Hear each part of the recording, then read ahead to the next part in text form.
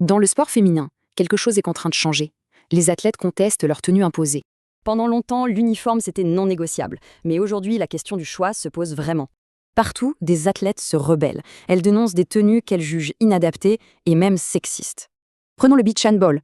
L'équipe norvégienne a dit non au bikini obligatoire et a préféré jouer en short. Leur sanction 1500 € d'amende.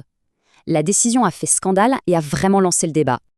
En gymnastique aussi, ça bouge. Les Allemandes ont surpris tout le monde en choisissant une combi intégrale. Et puis, le foot. Les Anglaises ont parlé du stress de porter un short blanc pendant leurs règles. Handball, gym, foot, tout s'est accéléré ces dernières années. C'est clairement une tendance de fond. Alors, ce n'est pas juste une histoire de vêtements, on est d'accord. C'est une question de contrôle.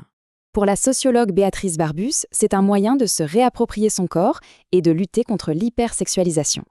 D'ailleurs, cette fameuse combinaison, l'académique, était autorisée. Mais en fait, personne n'osait la porter. Pourquoi ? Parce qu'il faut oser bousculer des traditions et des règles souvent écrites par des hommes. Et le résultat de tout ça ? Eh bien, des changements de règles, des vrais, dans les fédérations. Par exemple, la Fédé de handball a changé ses règles. Le short est maintenant officiellement autorisé. Alors, est-ce que ça veut dire que le combat est gagné, que tout est réglé ?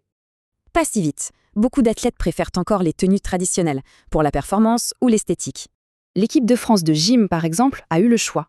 Mais elle a préféré garder le juste corps. Et c'est ça le point essentiel en fait. L'important, ce n'est pas la tenue, c'est d'avoir le choix. Comme le dit la sociologue Béatrice Barbus, c'est simplement le sens de l'histoire, même si elle n'est pas linéaire. Finalement, la vraie victoire, ce n'est pas la tenue, c'est l'égalité et de pouvoir faire entendre sa voix.